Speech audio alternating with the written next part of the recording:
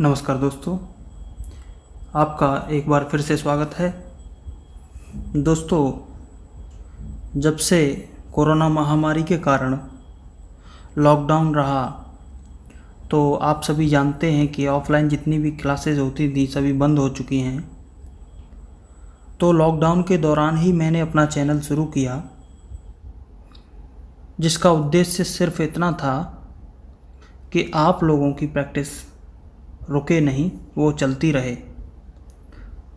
ज़्यादातर YouTube channels पर दोस्तों होता क्या है कि सिर्फ ऑडियो प्ले होती है, जिसमें उन लोगों को तो मदद मिलती है जो 80 से ऊपर की स्पीड लिखते हैं, लेकिन उन लोगों के लिए कोई हेल्पफुल नहीं होती वो वीडियो जो सिर्फ ऑडियो प्ले होती है, जो बिगिनर्स हैं या जिन्होंने किताब पूरी की है।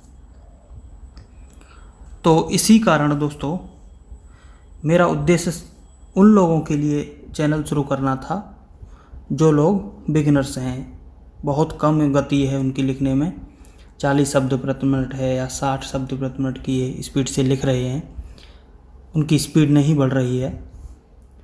तो मैंने सोचा कि कुछ ऐसा किया जाए कि ऑनलाइन घर बैठे सभी स्टूडेंट वीडियोस में अपनी डिक्टेशन लिखते समय वो आउटलाइन भी देख सकें और किस तरीके से आउटलाइन में प्लेसिंग करनी है, राइटिंग का ध्यान रखना है। ये सब बहुत महत्वपूर्ण चीज़ें हैं जो किसी भी स्टेनोग्राफर्स के लिए ज़रूरी हैं। तो दोस्तों मेरा सिर्फ यही उद्देश्य रहा, मेनली उन लोगों के लिए जो बिगिनर्स हैं या जिन्होंने अपनी किताब अभी पूरी की है। तो आप दोस्तों ऐसा कीजिए, आप पहले डिक्टेशन लिखने से पहले कम गति वाले स्टूडेंट इस वीडियो को पहले 1-2 बार देखें। मेरे चैनल पर सभी वीडियो जो पड़ी हुई हैं आप उनको लिखने से पहले देखें, किस तरीके से मैं प्लेसिंग कर रहा हूँ, वॉबल्स लगा रहा हूँ, राइटिंग का ध्यान रख रहा हूँ। उससे आपका काफ़ी चीज़ें सुधार होंगी। तो दोस्तों इसी तरह ही आज की डिक्टेशन है दैनिक जागरण अखबार से। तो चलिए शुरू करते हैं। सुप्रीम कोर्ट के इस आदेश का कोई विशेष मूल्य महत्व नहीं कि प्रवासी मजदूरों को 15 दिनों के अंदर उनके घर भेजा जाए। क्या इससे बड़ी विडंबना और कोई हो सकती है कि सुप्रीम कोर्ट का यह फैसला तब आया जब घर लौटने के इच्छुक करीब करीब सभी कामगार अपने गांवों को लौट चुके हैं। सुप्रीम कोर्ट को इस आशय की खबरों से अनभिज्ञ नहीं होना चाहिए कि इनमें से कई कामगार अपने कार्यस्थलों को वापस लौटने की तैयारी कर रहे हैं। इसी तरह से इससे भी परिचित होना चाहिए कि प्रवासी कामगारों की घर वापसी में ट्रेनों की उपलब्धता कोई बड़ी समस्या नहीं रही। रेलवे की ओर से तो बार बार यही कहा गया कि राज्य सरकारें बताएं कि उन्हें कामगारों को घर भेजने के लिए कितनी ट्रेनें चाहिए।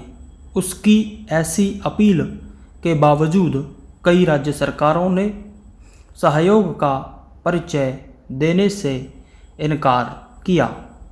वास्तव में इसके चलते ही प्रवासी मजदूरों को तमाम परेशानियों से दो चार होना पड़। यह अच्छा नहीं हुआ कि जब लाखों कामगार विषम परिस्थितियों से दो चार हो रहे थे और यहाँ तक कि असहाय निरुपाय होकर पैदल अपने गांव घर लौटने को मजबूर थे। तब सुप्रीम कोर्ट ने आवश्यक सक्रियता का परिचय नहीं दिया। यदि उसने तभी हस्तक्षेप किया होता तो शायद उन राज्य सरकारों को जवाबदेह बनाने में आसानी होती जिन्होंने अन्य राज्यों के कामगारों की न तो देखभाल की और ना ही इसकी परवाह की कि वे अपने घर कैसे लौटेंगे। यह सही है कि प्रवासी कामगारों की उपेक्षा के मामले में कुछ लोग राजनीतिक इरादों से प्रेरित होकर सुप्रीम कोर्ट पहुँचे थे, लेकिन उनका दायित्व तो यही था कि वह इस अमानवीय समस्या पर निरक्षीर ढंग से विचार करता और उसी समय यह देखता कि इससे बड़े संकट का समाधान करने के लिए केंद्र और राज्य सरकार है जो कदम उठा रही है वह कितने राहत कार्य हैं। यह दुर्भाग्य है कि यह काम समय रहते नहीं हो सका। कम से कम अब तो सुप्रीम कोर्ट को इसकी अनुभूति होनी चाहिए कि यदि फैसले समय पर न दिए जाएं तो वे अपना प्रभाव खो देते हैं।